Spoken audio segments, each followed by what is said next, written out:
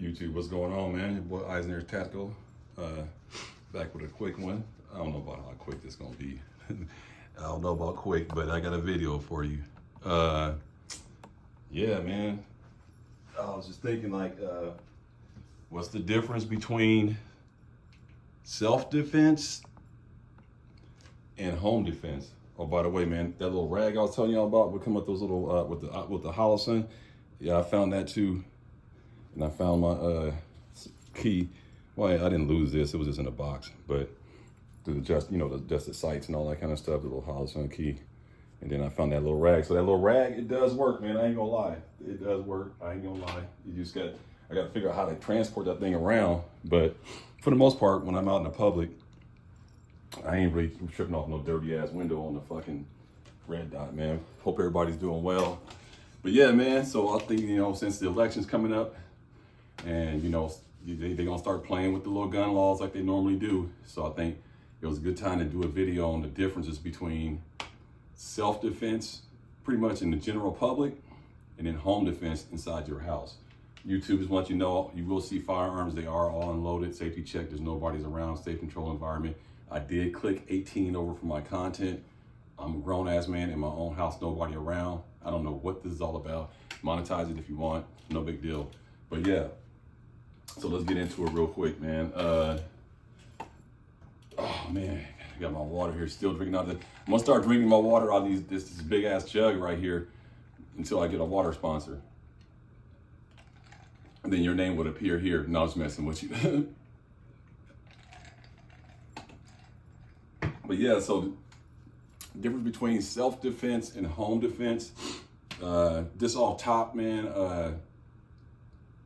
Simply, let's start off with self-defense, because now we're talking about you're in the general public, whether you are carrying a pistol on you or you have a firearm in your car. Can't speak for all states.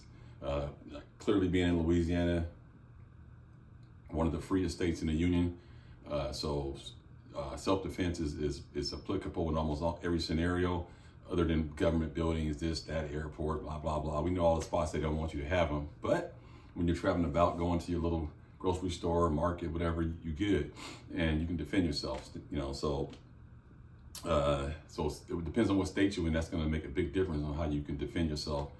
Me coming from California, one of the most restricted states, I have a little bit of experience of doing it. I was protecting myself, carrying for many years, and didn't slow me down that one bit. And so I don't know why people think just because you live in a restricted state you can't defend yourself. You just got to find out what firearms you can have and what mag capacity and what configuration you can carry it in. Get your concealed carry permit, learn the areas that you're not supposed to have it at, whatever, and then act accordingly. Now, I think in a self-defense situation, you're gonna have a lot of contributing factors that have to present itself. First of all, it's got to be imminent threat. Imminent meaning like immediately. So I'm not gonna make this super long, but I'm sure it's gonna be long. But example of not an imminent threat, if you're at a stoplight, let's say you're at a stoplight, this is your car, this is this car, y'all both pull up, and the dude looks over and goes like, fuck you, motherfucker, woo, woo, woo, right? Okay, that's not a good time to pull your weapon out and retaliate. That's not a self-defense situation. I know that's pretty simple, but you can be surprised. People be thinking they can just do what they want just because they got a gun all of a sudden. And then let's say you're in a parking lot and you get ready to turn into a stall and someone gets right in front of you. And then, you say, hey, what's up, man, going on? And he says, oh, man, get your ass out before I put one in your forehead, before I pop you. So he said he would pop you, meaning like probably shoot you. Still, that's not imminent threat. Sorry, it's not imminent threat. You're still in your vehicle safe. He or she has not presented a firearm, just a lot of talk.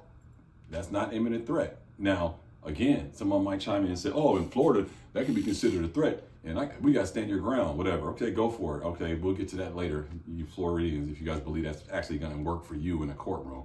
They put that jargon out there, but when push comes to shove, they ain't going to have your back. So let's keep it going. So that's not an imminent threat. Now, let's go. Let's say, just say you're coming out of a establishment where they serve food, a restaurant, whatever, and then you walk through the door and then somebody bump you, boom, and you say, oh, excuse me? And then the guy goes like, or she goes like, what you gonna do? You want me to lay your ass out right here? I'll stretch you out. I'll put 2 in your forehead. It's still not an imminent threat. It's a verbal threat. And they're talking about, they saying they're gonna do something, but they haven't presented the firearm yet. See, so that's a couple examples. I mean, I can go extreme and keep going, but I don't want to make this super long. So let's talk about an actual threat. An actual threat, you choose safe control environment. An actual threat is when they actually present a firearm. Now this is a clear firearm. There's nothing up in there. Okay, nothing up in there. So now when they present the actual firearm and point it at you, well, now that's a threat. Now that's an imminent threat. Here's that little claw. That's an imminent threat. And at that point, you are probably, I'm not going to speak for every state, but in an unrestricted state, without an asshole DA and a governor, and a lot of things still got to go in your favor, even if it is a threat, that imminent threat, you're going to be probably okay because they pull a gun out on you and then you lay them down. And now their gun's sitting right there, they laid down. And probably if you're in a public sector, safe control environment, you're in a public sector, you probably gonna have a few witnesses and cameras that's gonna back up your testimony that, hey man, this dude pulled a gun out on me and I had to do what I had to do. So that would be considered an imminent threat right there, in my opinion, and by the law, I think. But again, these lawmakers and these DAs and judges, man, they can do what they want to you, man. It's unfortunately, they may not want to back you up because they might have a political agenda, with gun control and all that kind of madness, and they might be getting paid to like not really back up this 2A amendment and all that kind of stuff. So you got to be careful with that in the public. It's a little tricky in the public more than it is at home. So that would be an example of an imminent threat when someone actually presents a firearm at you, right? They present it to you and then they made a verbal threat, like, oh, I'll shoot you. And then they pull a gun out like that. So that would be considered an imminent threat. So this is make sure you understand that when you're EDCing and you're protecting yourself, that you understand that until the gun is actually pointed at you, okay, presented and pointed at you. Now, sometimes it ain't got to be actually pointed at you. It could be presented. Like, some people think like, oh, what you want to do, motherfucker? Like, right? So now if you behind a wall or something like that, or you were in your car and they like this, that's not going to be a good shoot, man, because they didn't really point the gun at you. They presented the gun. Now, in some states, just presenting the gun, period, is enough for stand your ground. I don't want to take that chance because I'm not going to jail just for a gun, you know what I'm saying? But I'm also not going to die either, just letting somebody take my life. So that's why you got to walk that line, know where you're moving, where you're going, things of that nature, so you don't get caught up with a bad shoot. So remember, the imminent threat, it has to be the gun presented to you, at you. Don't need no verbal commands. It could just be pointed at you. And then you should be able to protect yourself in a self-defense situation. Now, let's get into home defense. Now, home defense is a little tricky because, no, home defense is not that tricky. It's not like self-defense. Just remember, keep self-defense with EDC in the general public, and home defense is in your home or your vehicle. In most states, even in California, believe it or not, that's me in San Diego County, Los Angeles County, I believe also. I don't know about Orange County, but I know for a fact LA and San Diego County, your vehicle is considered your home. So when you're in your car, when you're in your vehicle, you can have a gun and you can protect yourself with your firearm in your vehicle in most states. So again, you sitting in your car, tapping the window, somebody gun pointing at them, you can go ahead and take your firearm and then boom, and then let them have it, okay? So this is empty mag, by the way, YouTube. So that's why home defense is much simpler. It's much simpler. It's easier to explain. So you don't have to worry about that too much in a home defense situation. So now here's the thing with home defense.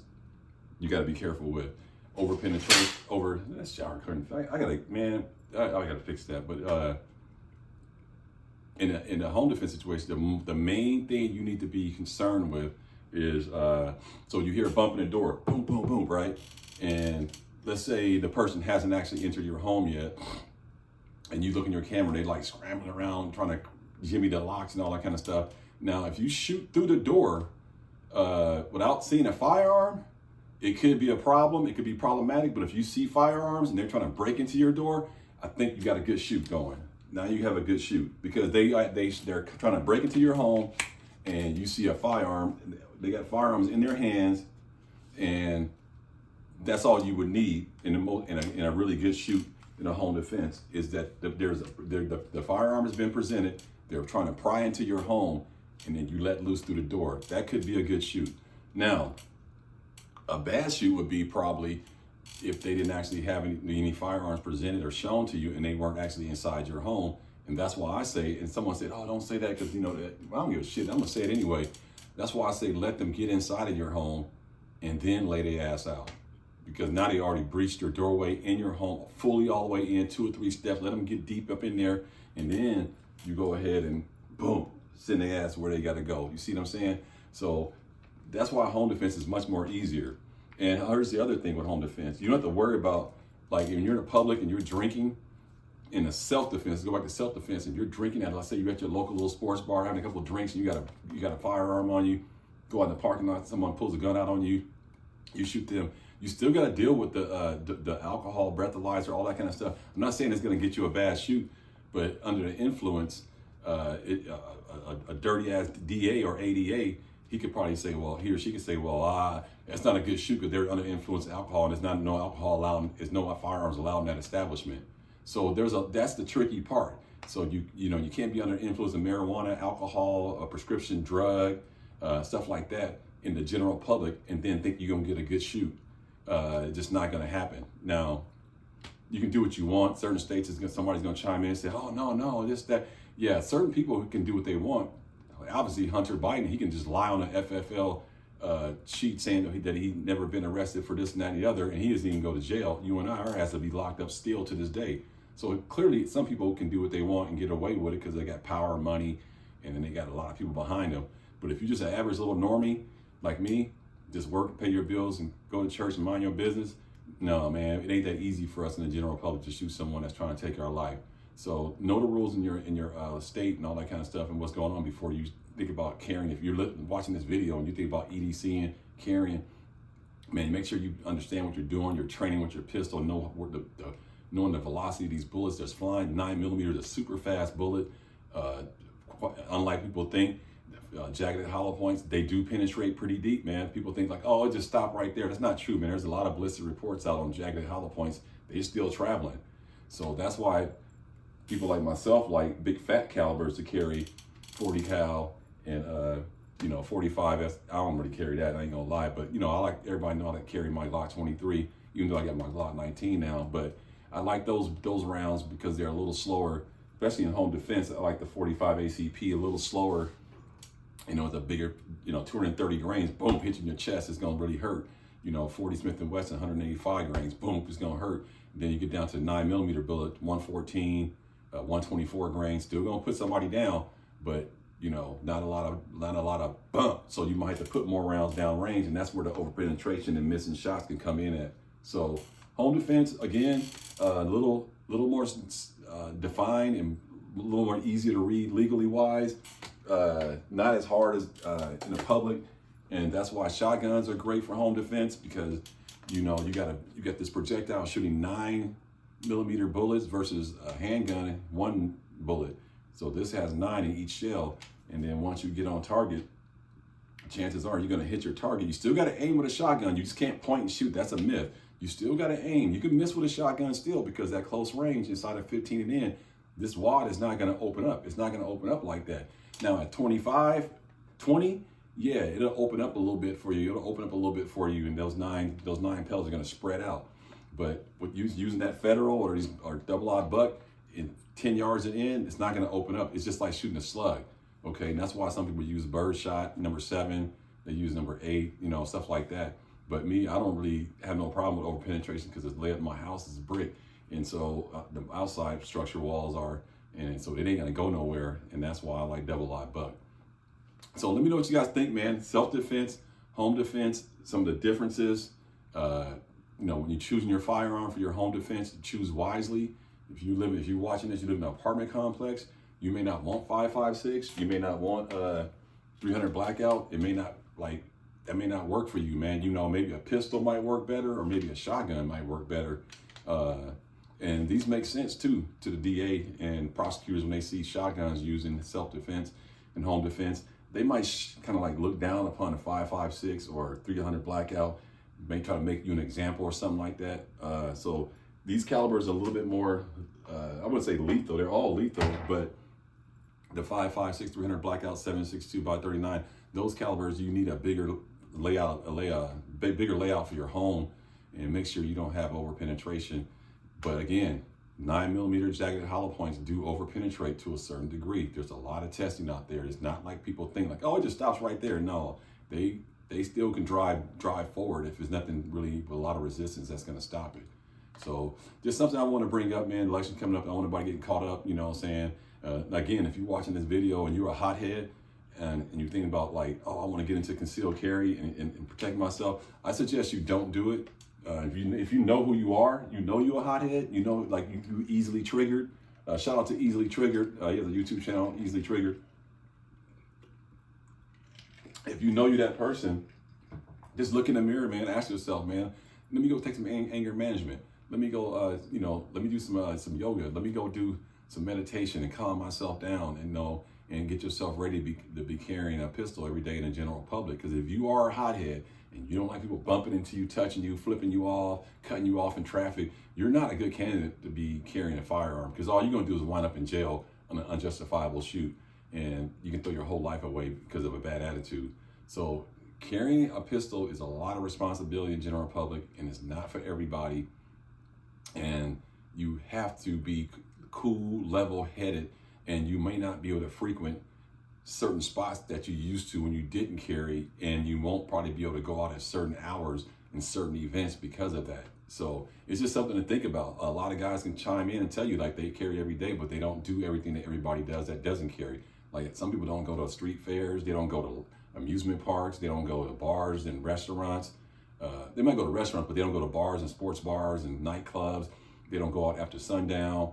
There's a lot of people that carry guns that they shut it down quick because they don't want to deal with all the knuckleheads in the general public. So that's something you have to think about. It's not as cool as the movies make it out to be. You watch the detective shows and they're pulling guns out and all that kind of stuff. That's a movie, man. In real life, if your blood pressure gets raised up and you make a bad decision, you can be in a state pen for quite a while. So it's just something to think about. Carrying these things is a lot of responsibility, and you will find yourself on the other side of, being more patient and more calm than it was when you didn't have it. And the only difference is when you didn't have it, the bad guys still had them, and they're not tripping off going to jail to take your life. And that's why it makes sense to be armed. You see what I'm saying?